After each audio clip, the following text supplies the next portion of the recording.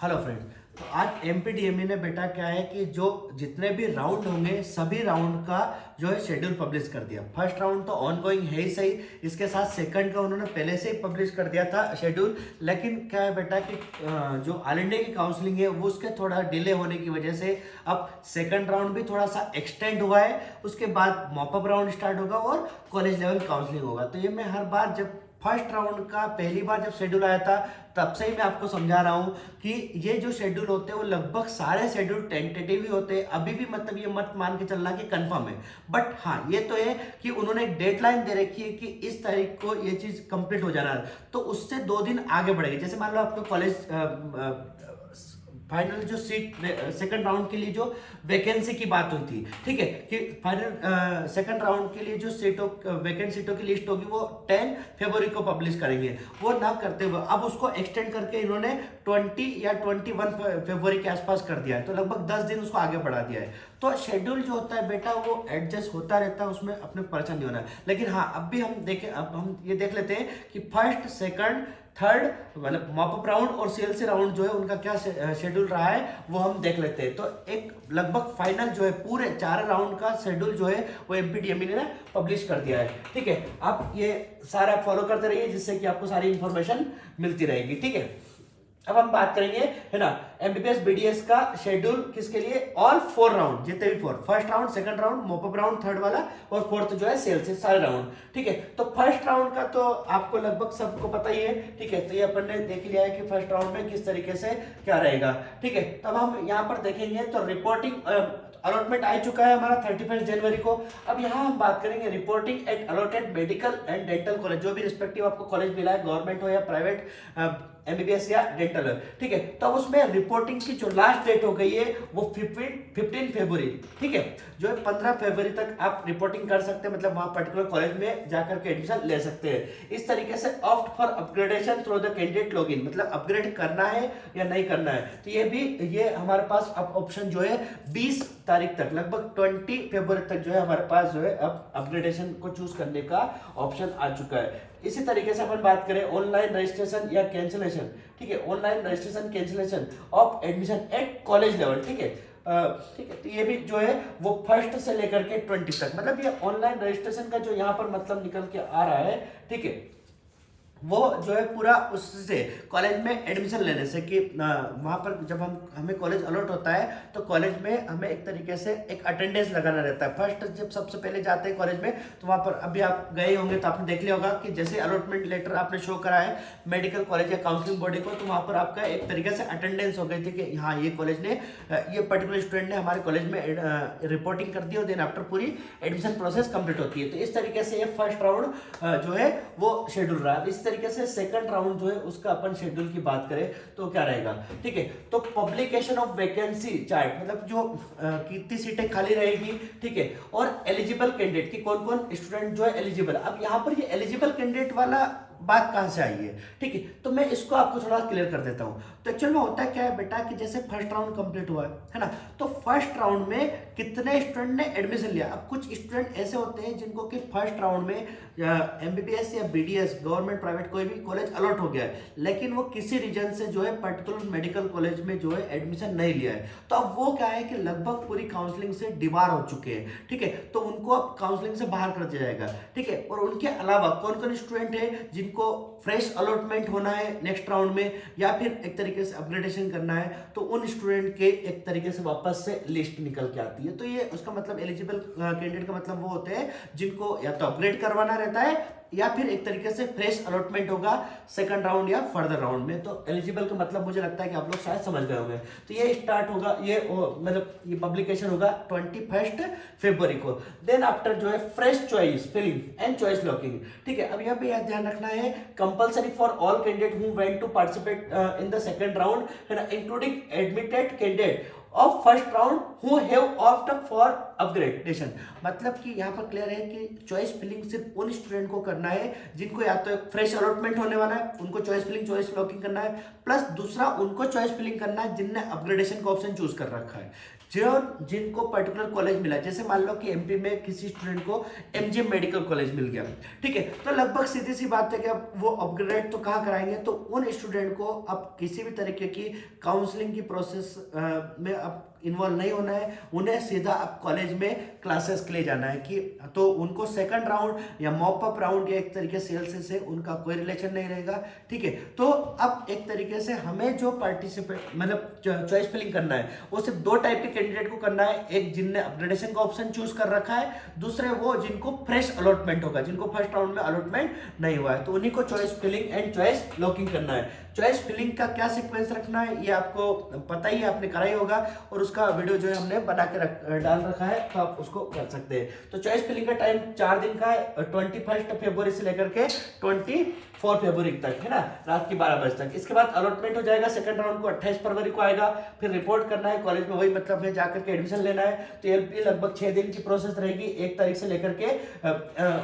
1 मार्च से लेकर के 6 मार्च तक जो है प्रोसेस रहती है। इसके बाद जो है हमें अपग्रेडेशन करना है या नहीं करना है, इसका ऑप्शन भी हाथों हाथ हम चूज कर सकते हैं 1 मार्च से लेकर के 6 मार्च तक, तो लगभग 6 दिन की प्रोसेस होती है, ठीक है। सीट लिविंग बॉन्ड वगैरह वो आपको पता ही है कि किस तरीके से क्या करना है। अब नेक्स्ट बात करेंगे अपन मॉप अप राउंड की, ठीक है। तो mop up round MBBS BDS के लिए, ठीक है। अब मॉप अप में क्या क्या होगा वो देख लेते हैं, ठीक है। तो fresh registration for new eligible candidate, है ना, candidate who are already registered are not required to registration, ठीक है। मतलब कि देखो कुछ बच्चे किसी रीजन से किसी मतलब नॉलेज ना होने या हो सकता है मूड चेंज होने की वजह से, है ना, उन्होंने फर्स्ट राउंड के लिए या एक तरीके से फर्स्ट राउंड के पहले रजिस्ट्रेशन नहीं कर पाए थे, उनको एक और अपॉर्चुनिटी मिलेगा, एक चांस मिलेगा कि वो मॉपअप के लिए वापस से रजिस्ट्रेशन मतलब रजिस्ट्रेशन कर सकते हैं। मतलब जिनने रजिस्ट्रेशन करवा लिया है उनको कोई दिक्कत नहीं है, वो उनकी काउंसलिंग में ऑलरेडी एलिजिबल है। लेकिन कुछ स्टूडेंट चाहते हैं, बाद में उनको समझ में आया कि नहीं कॉलेज ले लेना चाहिए, काउंसलिंग में पार्टिसिपेट करना चाहिए फॉर एक्सपीरियंस, तो उनके लिए भी एक मौका रहेगा, ऑप्शन रहेगा कि मॉपअप राउंड जो थर्ड राउंड होगा उसमें वो रजिस्ट्रेशन करवा सकते हैं। 1 मार्च से स्टार्ट होकर के 6 मार्च के बीच में ये 6 दिन की प्रोसेस रहेगी, ठीक है। अब publication of revised state merit list, अब यहाँ पर देखो स्टेट मेरिट लिस्ट भी उनको वापस से पब्लिश करना पड़ेगी, क्यों? क्योंकि कुछ नए कैंडिडेट जो है उसमें ऐड होंगे एमपी की काउंसलिंग में, ठीक है। अभी जो जितने कैंडिडेट ने लगभग 10,000 रजिस्ट्रेशन करवाया था तो उनकी मेरिट लिस्ट बन गई थी, अब क्या कुछ कैंडिडेट और ऐड होंगे, तो इसलिए अब उनको डेफिनेटली बेटा अब क्या है वापस से एक नई मेरिट लिस्ट निकालना पड़ेगी, जिसमें फर्स्ट और सेकंड राउंड में जो एलिजिबल कैंडिडेट थे वो तो रहेंगे ही रहेंगे, प्लस उसके साथ साथ जो है वो मॉपअप में जिनने रजिस्ट्रेशन करवाया उनका भी नाम ऐड हो जाएगा। तो ये बहुत कोई यूनिक बात नहीं है, एक नॉर्मल प्रोसीजर है बेटा, जो कि आपको ध्यान रखना है, परेशान होने की जरूरत नहीं है। तो इसका पब्लिकेशन 7 जो है मार्च को होगा, ठीक है। इसके बाद पब्लिकेशन ऑफ वैकेंसी, ये भी उसी दिन हो जाएगा, मतलब कितनी सीटें आ रही है मॉपअप के लिए, कितनी मतलब सीटें खाली रह गई है सेकंड राउंड में जो कि मॉपअप में पार्टिसिपेट करेंगे, तो ये भी 7 को हो जाएगा। इसके बाद choice filling and choice locking, fresh choice filling must for the participating candidate in mop up round, मतलब जितने भी कैंडिडेट मॉपअप राउंड में पार्टिसिपेट कर रहे हैं सबके लिए चॉइस फिलिंग करना कंपलसरी, तो एक नॉर्मल सी बात है। तो ये भी 8 से लेकर के 10 मार्च तक रहेगा, 3 दिन का टाइम देगा। अलॉटमेंट हो जाएगा कब? 14 तारीख को, 14 मार्च को अलॉटमेंट आ जाएगा। फिर जो भी अलॉटेड मेडिकल कॉलेज है, डेंटल कॉलेज है, उसमें हमें एक तरीके से डॉक्यूमेंट वेरिफिकेशन के लिए, एडमिशन के लिए जाना ही पड़ेगा, जो लगभग सब पता ही है आप लोगों को। तो 15 मार्च से लेकर के 17 मार्च तक लगभग 3 दिन का। इस तरीके से opt for upgradation through the candidates log in after the admission for mop up round 2 BDS, मतलब कि अब जो है मॉपअप में अपग्रेड नहीं करवा सकते, ठीक है। फर्स्ट राउंड में, सेकंड राउंड, 2 ऑप्शन में, 2 राउंड में अपग्रेड करवा करके मॉपअप तक हम उम्मीद कर सकते हैं कॉलेज अपग्रेड हो रहा है कि नहीं हो रहा। मॉपअप में जो कॉलेज मिला है वो फाइनल है, ठीक है, एमबीबीएस के लिए। बीडीएस के लिए अभी भी ऑप्शन है कि वो मॉपअप में अपग्रेड करवा सकते हैं, तो अपग्रेडेशन का option first round as well as second round में मिलेगा, आपको मॉपअप में अपग्रेडेशन का ऑप्शन नहीं मिलेगा। एमबीबीएस वालों की बात कर रहा हूं, बीडीएस को अभी भी यहाँ पर अपग्रेड करने का ऑप्शन रहेगा, ठीक है। इसके बाद हम बात करेंगे लास्ट राउंड जो सीएलसी लेवल पर होता है, ठीक है, तब हम बात करेंगे सीएलसी, ठीक है। तो कॉलेज लेवल एडमिशन जो against the stray vacancy MBBS BDS, ठीक है, इवेंट। अब ये ध्यान से समझ लीजिएगा आप लोग, तो आपको भी आसान रहेगा, वैसे तो आपको पता ही होगा सारी बातें। इवेंट है ना, पब्लिकेशन ऑफ वैकेंसीज है ना, publication vacancy and list of eligible candidate for the filling of extra vacancy. ठीक है, तो एक्स्ट्रा वैकेंसी है जो अब कॉलेज में कुछ 1-1, 2-2, 4-4 सीटें जो खाली रह जाती है, उसके लिए कितने स्टूडेंट एलिजिबल है उसके, और कितनी सीटें पर्टिकुलर मेडिकल कॉलेज में, चाहे वो गवर्नमेंट मेडिकल कॉलेज हो या प्राइवेट मेडिकल कॉलेज हो, एज वेल एज जो है बीडीएस कॉलेज हो, उसमें कितनी सीटें खाली है और कौन कौन कैंडिडेट एलिजिबल है उन सीटों के लिए, उसकी वैकेंसी या और एलिजिबल लिस्ट पब्लिश होगी कितने तारीख को, 19 मार्च को। ठीक है, उसी के साथ में उसी दिन जो है invitation of online application choice filling by eligible candidate are on portal against vacancy, college wise merit list of applicant. ठीक है, रियल टाइम है ना, मेरिट मतलब तो मतलब इसमें सिंपल सी बात है कि क्या होगा कि अब जो है आपने कॉलेज के हिसाब से कि आपको पर्टिकुलर एमजीएम या जीएमसी भोपाल या एक तरीके से प्राइवेट में अरबिंदो, आर्डिगार्ड, चिरायू, इंडेक्स, अमलतास या फिर एक तरीके से पीपुल्स एलएनएमसी, किस मेडिकल कॉलेज में आपको सीट देख करके उस पर्टिकुलर मेडिकल कॉलेज के हिसाब से आपको रजिस्ट्रेशन करवाना रहेगा। और वो मेडिकल कॉलेज जैसे मान लेते हैं कि पर्टिकुलर मेडिकल कॉलेज में एक सीट खाली है, तो वो कम से कम 10 कैंडिडेट को क्या करेगा, एक तरीके से बुलाएगा काउंसलिंग में। ठीक है, तो 10 टाइम या 10 सीटें खाली है तो वो 100 स्टूडेंट को बुलाएगा। तो वापस मैं पढ़ देता हूं, इनविटेशन ऑफ ऑनलाइन एप्लीकेशन, ठीक है, by eligible candidate on portal against vacancies. ठीक है, समझ में आ गया। तो हमें मतलब एक तरीके से उस पर्टिकुलर कॉलेज में इंटरेस्ट शो करना पड़ेगा। फर्स्ट, सेकंड और मॉपअप में क्या होता थे कि ओवरऑल हम इंटरेस्ट की बात करते थे। अब हम बात करेंगे पर्टिकुलर मेडिकल कॉलेज कि इस मेडिकल कॉलेज में 2 सीटें खाली है या 10 सीटें खाली है, 5 सीटें खाली है और हमें इस कॉलेज में एडमिशन लेना है। तो अब जैसे मान लो कि कॉलेज फिक्स हो जाएगा, तो अब हम या तो एमजीएम के लिए पार्टिसिपेट करेंगे सीधे तौर पर, या फिर एक तरीके से जीएमसी के लिए, या फिर एक तरीके से Khandwa medical college, Ratlam medical college या अरबिंदो मेडिकल कॉलेज, आर्डिगाड़ी, चिरायू, पर्टिकुलर एक मेडिकल कॉलेज के लिए आपको फोकस करना पड़ेगा। मतलब सीएलसी का मतलब ही होता है कॉलेज लेवल, तो एक पर्टिकुलर कॉलेज में ही आपको जाकर के सीधा सारा काम रहेगा, मतलब होगा ऑनलाइन पर वो एक पर्टिकुलर कॉलेज चूज करना पड़ेगा। ठीक है, मतलब फर्स्ट, सेकंड और मॉपअप में क्या रहता था कि सारे कॉलेज की चॉइस रहती थी।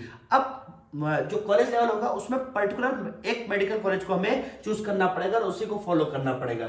ठीक है, तो college wise merit list of applicant है ना, 10 time number of the college vacancy, मतलब जितनी वैकेंसी उसमें 10 गुना स्टूडेंट को वो बुलाएंगे काउंसलिंग में। इसी तरीके से reporting at college for online attendance, मतलब वही एडमिशन के लिए आपको पर्टिकुलर जो कॉलेज है उसमें जाना पड़ेगा, तो वो 20 तारीख को जाना है। ठीक है, इसके बाद admission selected candidate as per the attendance merit. ठीक है, तो जिस तरीके से वो उन्होंने मेरिट निकाल रखी उस हिसाब से 20 तारीख को जो है ये पूरी काउंसलिंग प्रोसेस कंप्लीट हो जाएगी। तो अभी के हिसाब से देखा जाए तो 20 मार्च को एमपी में एमबीबीएस और बीडीएस जो मेडिकल कॉलेज और डेंटल कॉलेज है उनकी काउंसलिंग कंप्लीट हो जाना चाहिए अभी तक के डॉक्यूमेंट के हिसाब से। इसमें डेट आगे भी बढ़ सकती है, पीछे आने का तो चांस कम ही है कि 20 मार्च को वो 19 मार्च नहीं कर सकते, 20 को 21 कर सकते, डेट आगे बढ़ा सकते हैं, पीछे के चांस तो ऑलमोस्ट ना के बराबर होते हैं। ठीक है, तो अभी जो है लगभग मोटे मोटे तौर पर यह है कि हमारे एमपी में एमबीबीएस बीडीएस की काउंसलिंग जो है 20 मार्च तक चलेगी।